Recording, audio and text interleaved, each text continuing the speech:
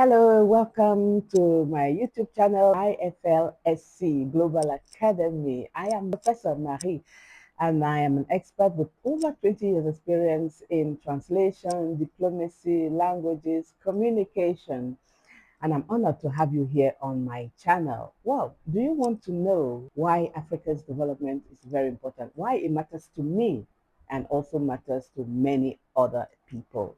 Can Africa really develop over the next 30 years?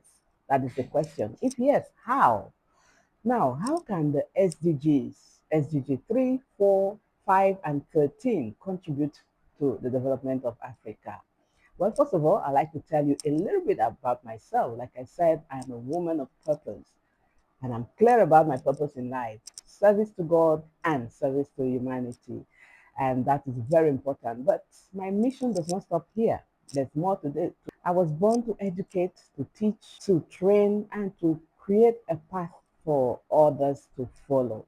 And I intend to achieve this through a mantra which I call the Great Agenda. It's not just a concept, it's something very profound which I want to leave as a legacy for generations unborn. So, what then is the Great Agenda? Now, let's look at it. G stands for gender equality. R stands for reality into action. E stands for education and empowerment. A stands for action for climate. And of course, T stands for training for the future. So you see, it's very important. And it is a call for action for everyone who seeks to make a difference in life. It's also about you. Yes, you watching this channel today with me. Join the movement and be part of this great agenda that will empower generations unborn. Now that we've looked at the great agenda, I've told you what it's all about. Today, let's talk about development. Remember, I asked you a question at the beginning. Do you know why Africa's development matters to me and to many others? Can Africa really develop over the next 30 years? If yes, how? Is it possible? Now, can the SDG 3, 4, 5, and 13 contribute to that?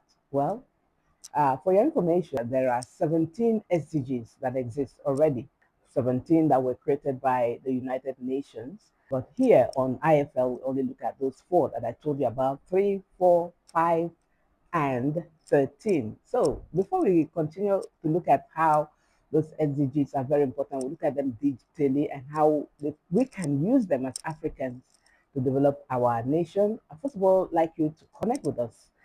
Subscribe to IFL-SC Global Academy. Click the button below. Of course, like us, join the community. Don't forget to drop a comment below and then share this video.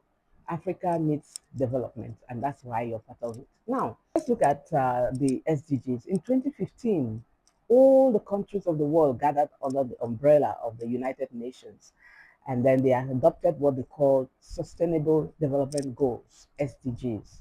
And they identified 17 of them, which became like a blueprint for Africa and other developing nations globally to achieve a better future for their people by 2030. That was the timeline they gave themselves. So they now came together and summarized the world's most pressing problems under what they call 17 goals of sustainable development. That's how they call them, SDGs. Now, here on this channel, like I said, we are looking at those four because I believe that these have a greater impact on African countries and their development. Look at countries like Nigeria, like Cameroon, like Senegal, like Mali, other countries which are in dire need of urgent development. They can benefit from that. And even globally, other developing nations can also benefit from the SDGs. Now, with a fast growing population, a very youthful workforce, and abundant natural resources, Africa has a potential to transform itself and also transform other countries if it applies these four SDGs. Now, I want to look at them detailedly. Let's start with the first one, SDG 3. SDG 3 has to do with good health and well being. Now, what is it all about? We all know that health is very important. Health is like the foundation to everything we do. And SDG 3 makes sure that once we ensure that we live healthy lives and promote well-being at all ages. I've worked in Africa for over 20 years now in the health sector, in communication, in translation, in diplomacy, and gender studies and climate sector. So I have first-hand knowledge on the challenges that Africa faces, and these challenges are very important. If you look at diseases such as tuberculosis, diarrhea, cervical cancer, lung cancer, malaria, HIV/AIDS, these are diseases that are still disseminating people in Africa. Personally, I've lost a lot of persons, relatives, colleagues, friends who succumb to these illnesses, which are still very, very painful. And it brings a lot of pain to families in Africa. Now, Africa is still facing high mortality rates, maternal and child mortality is still very high. Now, even with the recent COVID-19 pandemic, it was highlighted that there were a lot of gaps in the healthcare system in Africa, which needed to be improved. So the way forward is what now? The way forward is for countries to invest in their healthcare infrastructure, to invest in vaccines, to invest in universal healthcare coverage. These measures can boost even the economic productivity and the quality of life of their citizens, because a healthy population is definitely a population that can work for the economy of the country. So there is need for urgent change in the healthcare system. Okay, now let's look at quality education, which is SDG 4. Education is the key to unlocking Africa's potential. I like this specific SDG because it has to do with education, and education makes sure that there is inclusive and equitable quality education and promote lifelong learning opportunities for all. That's what that SDG is all about. And why is it very important for Africa? It really matters to me and to Africa and to everyone. Today, as I speak, statistics show that there are over 32 million children out of school in the continent. Over 32 million. That's more than countries, many countries put together. Now, in countries like Nigeria, for instance, we still have the Almajiri system, which has kept a lot of children out of school and vulnerable. Lack of proper science laboratories for those who can even go to school. We have an issue where we don't have well-equipped science laboratories to cater for those students in the science subject to learn and to innovate. But to be frank, the story is not completely gloomy in Africa because we still have some institutions that are doing very well. If you look at Nigeria, for instance, we have an institution called the Tertiary Education Trust Fund, generally known as TETFund. In Nigeria, TETFund is doing very, very well in supporting and training staff, students, lecturers, quality education, digital training, investment in education. TETFund is doing a lot. And this has brought a lot of advantage, a lot of benefits in the education sector. Now, let's look at another SDG, which is a very pertinent one. SDG 5, it has to do with gender equality. And gender equality is not just a women's issue. Each time we talk about gender equality, a lot of people think, it's a women's issue. No. SDG 5 promotes gender equality and empowers all women and girls. And like I said, it's not just a women's issue, it's a human rights issue because we all have daughters, we have sisters, we have mothers, and all women are very important. So I have lived for so many years trying to look for female role models in some key sectors of life. There are many areas of career development where you don't find female role models, and this affects young girls a lot because I've seen how difficult it is for women to rise to the top, to the pinnacle of their careers due to a lot of challenges. Well, we know sexual harassment, which is very prominent. Currently, Nigeria is going through a situation where a top female senator at her level has reported that she's been harassed. And we also saw how she was being suspended because she spoke up, she dared to speak out that she was sexually harassed. So many women face significant dangers while trying their little bit to reach to the top of their career.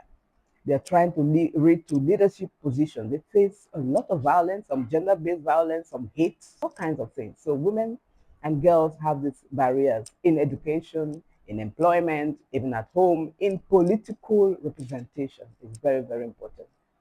And so we find out that gender-based violence and discrimination will now hinder their progress to get to the top. Now, but I want to mention an issue which is very important, where many people don't look at. On the one hand, we have gender discrimination, but it is not all men who are involved in gender discrimination. Over the years, I have come to realize that a lot of men are actually supportive of women. I have seen a lot of them who have been very supportive, who have encouraged women and have given them that opportunity to rise to the top. However, the problem now is such men are underreported.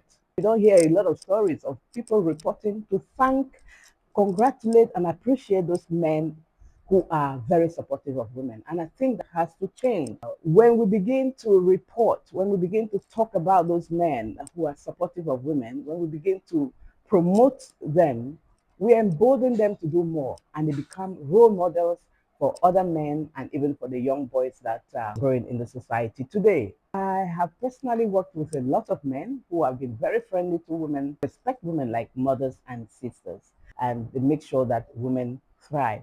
Okay, let's look at climate action. That is SDG 13. That's the last SDG we focus on this channel. Africa contributes to the least climate change in the world, but it suffers the most. This is an injustice. And so SDG 13 is here to urge urgent climate action to combat climate change and its impact on Africa. I have watched firsthand, having lived in Africa for so long. A lot of our parents who are farmers, they practice what you call subsistence farming. They work with their bare hands, without equipment, without machinery. And during dry seasons, it becomes very difficult. They experience a lot of difficulties in their crops. And then you find a situation where flood comes, there's climate change, it affects their crops and the productivity. And this has a very big impact on food security. And this matters to Africa because climate change has displaced a lot of communities, a lot of communities. So by the time we begin to invest in Africa, in renewable energy, in sustainable agriculture, this will help to alleviate the suffering of our parents, will bring green policies, protect Africa's future. So by prioritizing these three SDGs that we've seen, health, education, gender equality, climate action, Africa can develop sustainably. So these SDGs are here to help Africa. And our channel, IFL-SC Global Academy, is a partner to the SDGs because we are also here to encourage gender equality, to encourage, promote health, education, climate action, and to contribute our own quota to advancing the African society and the world at large. Well, I know that at this point, you too can have a part. You too can contribute your own quota to the development of Africa. How can you do that? Well, by contributing, you can drop your comment below. I want to hear from you. What do you think? Can Africa develop itself with all the potential it has? What should be done for Africa to develop itself? How can Africans harness all the potential they have?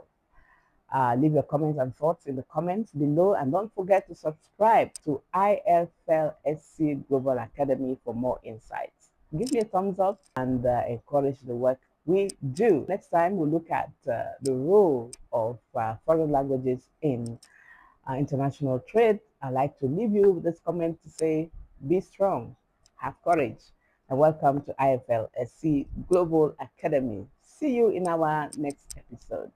Bye for now.